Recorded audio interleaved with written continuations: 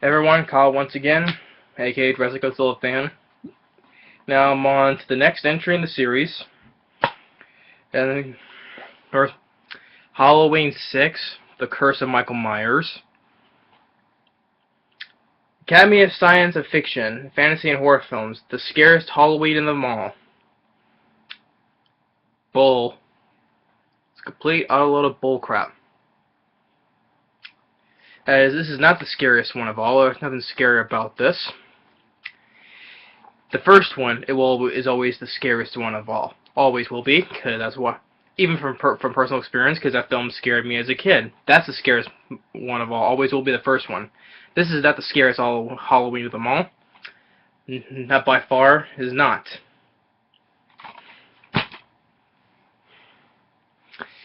Okay. I previously did the big rant on number 5, which is beyond crappy. This film is crappy still, but Halloween 5 is still the worst one. But still, this one is nothing better than number 5. So this time is directed by Joe Chappelle. I don't know what he's directed, but whatever he did a bad job anyway in this film. And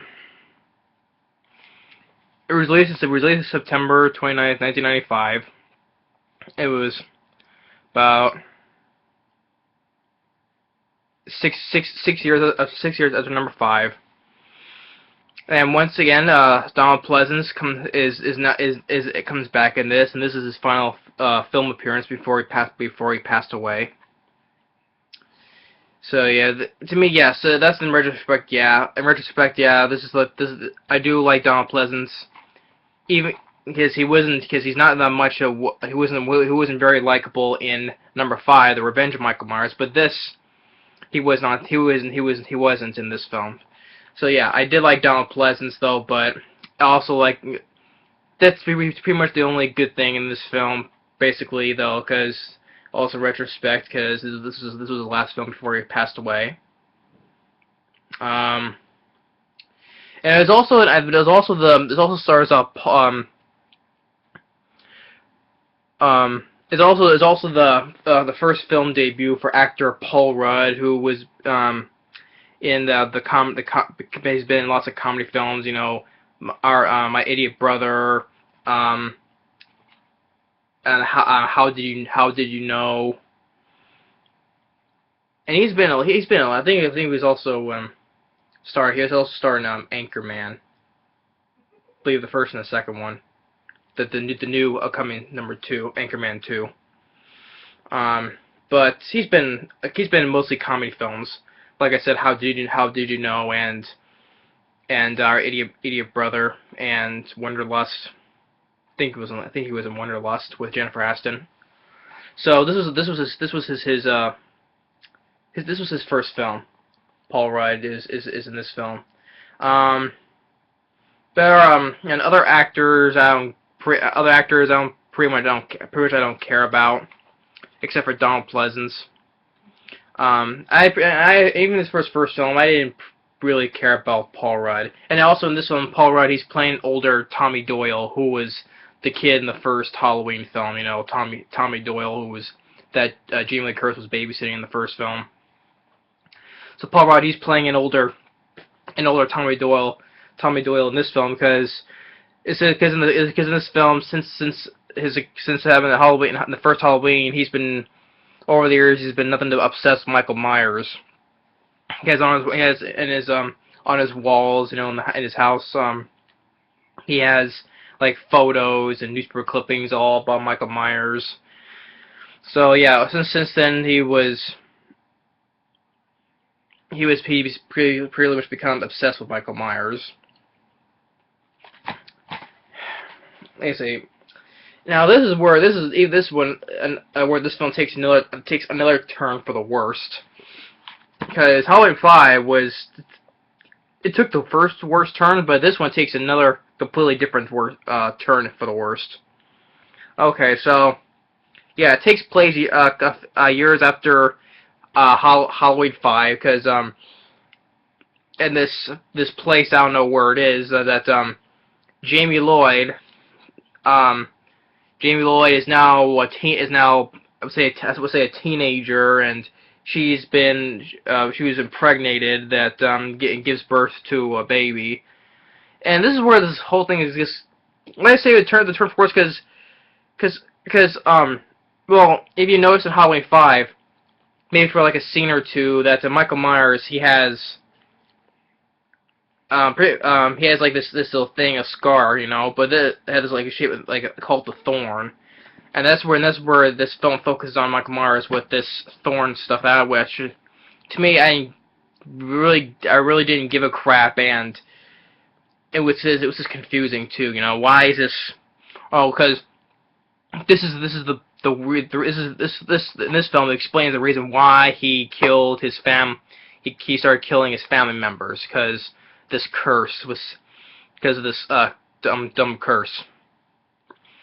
But I'll get to it. So the film's open up, with Jamie Lloyd, who's now like a teenager, and she gives birth to a baby, and it also explains the Men in Black, who had nothing, absolutely went nowhere in Halloween 5, because the Man in Black was randomly put in there. But this guy, you found out who he is. The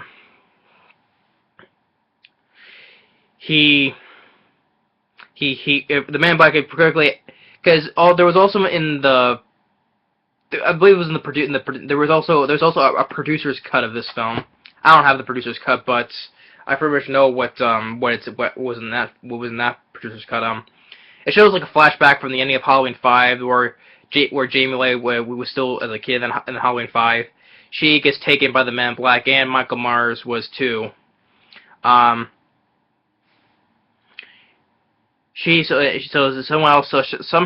she got pregnant. I don't know how, because I wasn't pretty much paying much attention. So yeah, she's a teenager in this, and so she gives birth. They were gonna it's by this cult. The cult it's called the Druid cult. Druid cult. Huh. I don't know. And then she takes the baby. She had help from a woman. Takes the baby, help her escape. The woman is killed by Michael with gets like punctured from a spike on the wall. That was like a random. Okay, there was just a random spike on the wall. I don't know why would a spike be on the wall there, but Michael Myers shoves her head through a spike and leaves her hanging there. Chases after Jamie Lloyd with her baby. They steal a truck from this guy, a drunk guy, and Michael Myers snaps his neck. They go to a bus station. They go to the bus station. She makes a call. Talk to somebody, like that, tell them that Michael Myers is here. Pardon me. Then she keeps on driving. Get to a farm, and she runs into this barn. And then Michael Myers kills her, throws her onto this what is it, like some kind of like a farm equipment had like spikes on them. I don't know what machine it was, but there was a lot of them, and she gets impaled and kills her. But there was also in the producer's cut that Jamie didn't die that way. There was also a different scene where she was still alive and she was put in the hospital. She was put in the hospital, and the Men in Black. She was only wounded, but she was in the hospital. But the Men in Black shoots her while she was in the hospital bed. So yeah, that's how she died in the producer's cut. The Men in Black killed her, shot her. Either way, whether theatrical or producer's cut, I didn't care. Because this film was completely forgettable. And now it goes to she found out that she didn't have the baby when she left at the police station, not the police, at the bus station. Um, then it goes to Dr. Loomis, who's now retired, still played by Donald Pleasence. He's now retired, and this guy who is the Men in Black. Well, he didn't know he was the Men in Black first, but it's the guy. It's a doctor that he knew. Dr. Terrence Wynn, played by Mitch Ryan. You probably see him briefly in the first film. I believe he was the same guy. In the first film, he was talking with Dr. Loomis while walking to his car. I believe he was that guy at the Haddonfield Institution where he said, for God's sake, Sam, he can't even drive a car. And Dr. Loomis was like, he was doing very well last night. Maybe someone gave him lessons. I think he was talking. I think it was that guy. At that scene in the first film where he was talking with Loomis. I think that was him. So if that was him, I believe that was him. So he's the Men in Black in this, but you don't find out until later though. He wasn't a doctor, but he's now, like, says he's the new chief administrator at the Smiths Grove Sanitarium. Asking him to come back because Dr. Loomis hears on the radio the call that Jamie Lloyd made from the bus station, and Tommy Doyle, who's living at a house across the street from the old Michael Myers house, was now the Lloyd family who adopted Jamie is now living in the Myers house, and again, another thing in number five, they completely changed the Michael Myers house, and in this one they changed the house again. I mean, what is going on? Number one and two, it was just a plain, like, square-shaped house. But in number 5, they changed it, like, it was almost sort of like a castle look, like, like one of those cylinder part that was one of the corners of a castle would look. It was much more bigger too. But in this one, they changed the look of the house. I mean, so make up your mind. Make up your mind. Decide what house you want to be. You want to be that look or the regular look. But no, they just changed it once again, and the inside once again is completely different. So, but yeah, now the Lloyd family who adopted Jamie is now living in the house, and Paul Rudd, as Tommy Doyle, was living in the house across the street. He's watching through the telescope, watching the house.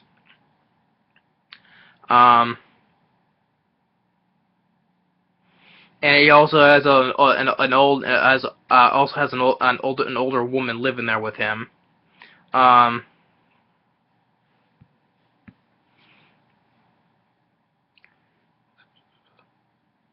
You have another one of the main characters is one of the Lloyd family members. Trying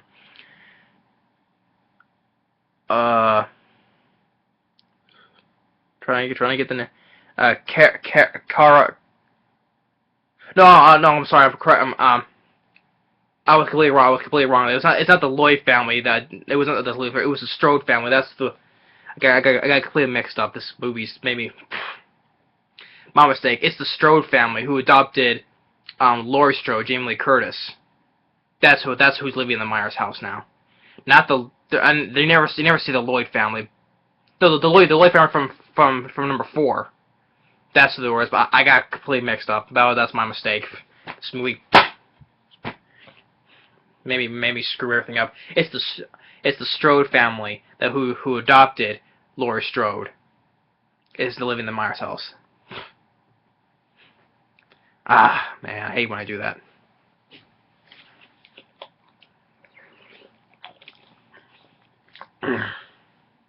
Those are a little dry. So, yeah, Cara Lloyd is another one of the main characters. Has her 6-year-old son Danny, and also living there is her parents, Tim and Deborah, and so yeah, so like I said, since then, Tommy's been obsessed with finding the truth behind Michael, you know, because he has like paper clippings and photos on his wall. He also hears the call from the bus station that Jamie made. He goes to the bus station and into the bathroom. He finds the baby hidden in one of the underneath the sink cabinets. So he takes the baby in, and he names him Stephen. Names the baby Stephen. The Dr. Loomis knows that learns that the Strode is living in the Myers house. While everyone's away except for the wife, Donald Pleasence visits the house, talks to the wife Deborah, talks to her, tells them he needs to get out of needs them to get out of the house. And she, as he leaves, she was packing a suitcase, and she sees Michael, runs outside, you know, to the sheets, you know, hanging, sees Michael, kills her with the axe, you know, blood splatter on the sheets, of course. Gotta have that when you have plain white sheets. I'm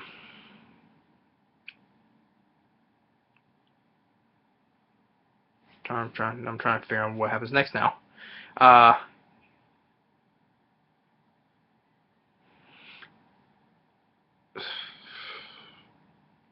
This whole thing, the whole thing, you know, because Tommy's also looking up about this Thorn symbol thing, which again which is very confusing. It was too confusing to me, so I didn't care about what was the whole meaning. What was the whole meaning about this whole curse? That's what it was a curse that was like the means with Sam Hang, like mentioned in Halloween 2, the word Sam Hang, you know. It's it's like passed down from one person, you know, needing like another sacrifice, like the what is this thing is called? I don't care. It's supposed to come. That's what it has to do with the baby, because that's what they needed the baby to help with this curse thing, and he was supposed to be imprinted with his, I think it was imprinted with the Thorn symbol too, like Michael Myers has. That's like on his wrist. So I'm just gonna skip through this. Then it's how and when it's nighttime, the father Tim, the power goes out. He goes down to the basement. The washing machine's gone. There's bloodied up sheets in the dryer. Michael stabs him and also gets impaled through the electric box. He gets shot, but also Michael Myers getting shot, but not facing him. And I thought that was a good effect where also just his head blows up. The guy's head blows up. Okay, that was a nice effect, but it didn't matter because that one scene is not good enough to save the movie. Doesn't save the movie whatsoever. Yeah, it's a nice head explosion, but that not going to save this movie. Then you have the family member. Strode was with their girlfriend at this Halloween party outside in this park. There was the guy like who's hosting this thing, you know. He gets killed. He gets into his van. Michael kills him, and somehow like already that quick just hangs him up into a tree. You know, I don't know how I did that fast. You know, just hangs the guys up into a tree. Hangs the guy from the tree and then falls down. Then this is what happens. Also, Tommy's there along with Dr. Loomis. Also, so the guy. What's the other guy? Well, like his name. He's another member of the Strode family. He's supposed to be her. He's supposed to be the brother of the main character, Kara. He's with a girlfriend at the Myers house.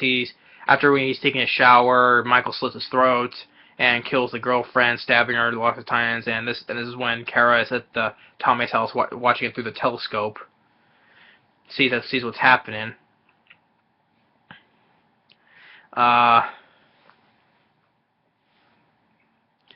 And this is where she goes. She's at the house. Goes over the house, finds the dead bodies. You know, his mother hanging upside down. But then she gets taken by the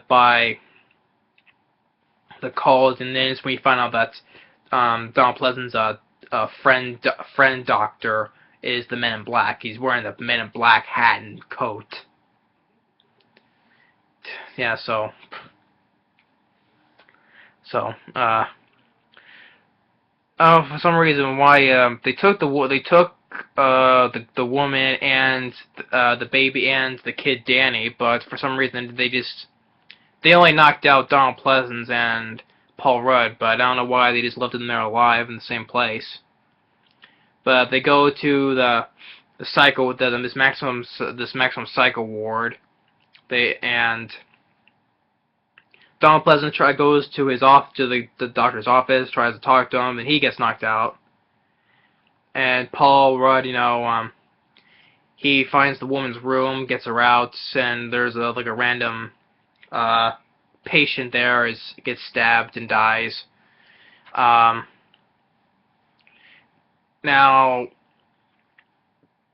then they find the kid and the baby, and while the Men in Black Dr. Wynn and some other doctors are performing surgery, I don't know what they were doing surgery on. Then they weren't doing surgery on the baby. I don't know what they were doing. So okay, just randomly do like a surgery thing. Then Michael takes one of the instruments, like a small machete, and kills all the doctors, and including the Men in Black. I didn't see the Men in Black get killed, but you saw other people get killed. Then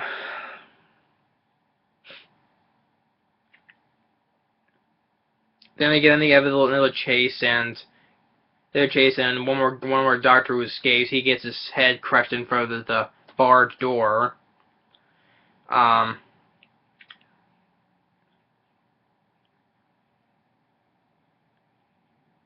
Then Paul Rudd, Michael Myers tries to reach the kid who's holding the baby in this small crawl space, and he's trying to reach in. Michael Myers gets a couple of syringes injecting to him. I don't know what was in it, and then he gets hit in the head multiple times by Paul Rudd with a pipe. He thinks he's dead, but to make sure, he just goes and hits him lots of times. And that was it. And then Paul Rudd and the Paul Rudd and the others are ready to leave, but he tells Donald Pleasence to come with him, but he says, I'll stay here. I have some unfinished business to attend to, and then they drive off, leave him there. And it cuts back to the one room where Michael Myers was, and just shows his mask laying on the floor, and you hear Dr. Loomis screaming in the background. Like, ah! And that's it. Well, there was a different ending in the producer's cut. There was a different ending. And the different ending was that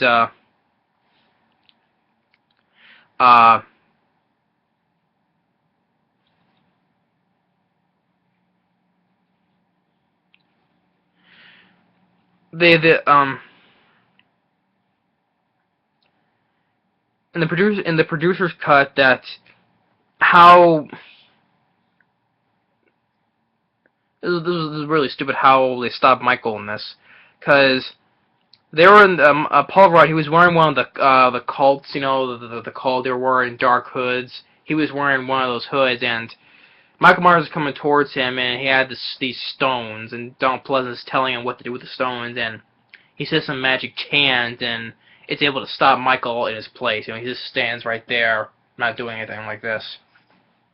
Stopping him, but with some magic stones. Wow. That's really lame. And then it shows that Donald Pleasence, he gets like the Thorn mark on him, and then he screams. You see him scream this time, and he goes, ah, when he sees the mark on his arm.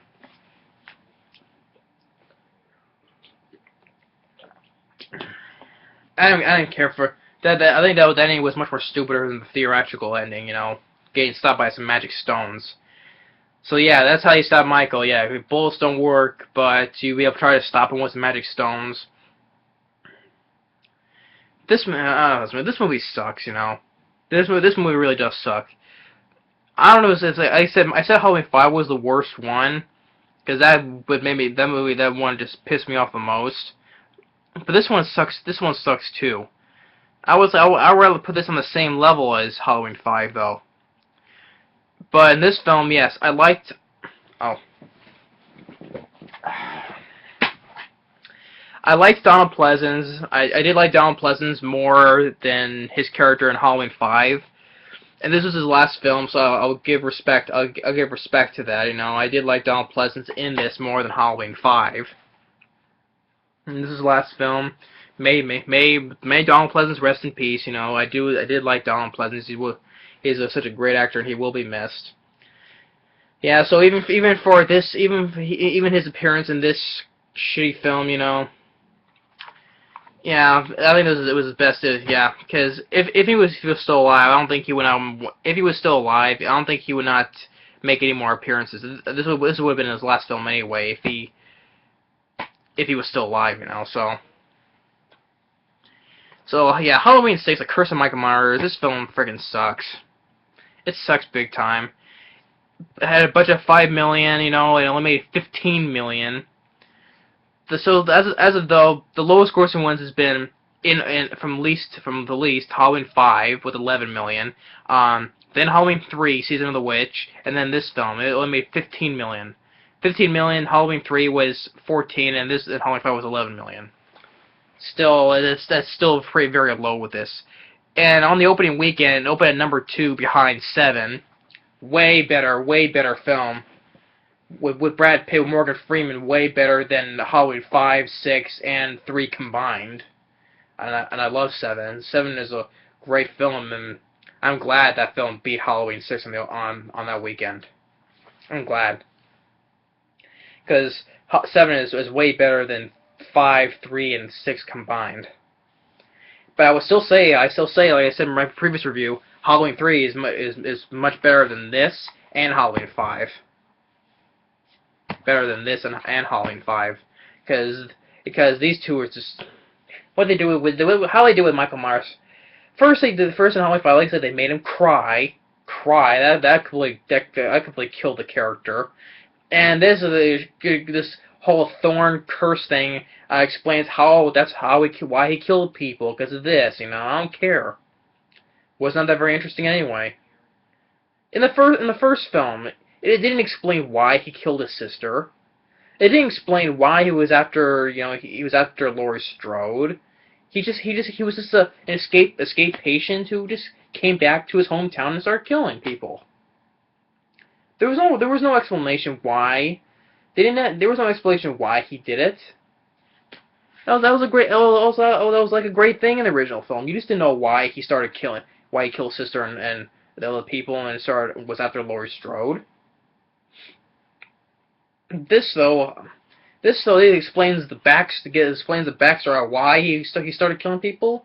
That was not very interesting at all whatsoever. Didn't need to explain it. Yeah, so this film, except for Donald Pleasence, this film, other than Donald Pleasence still being good for his last film appearance before he passed, this film still sucks. The scariest Halloween of them all, bullcrap. The first one's always going to be the scariest. Always. So this one sucks either whether it's a theatrical cut or the producer's cut. Still sucks either way. And both endings still suck either way either. So that's Halloween 6, The Curse of Michael Myers. So thanks for watching, and I'll stay tuned for the next review later.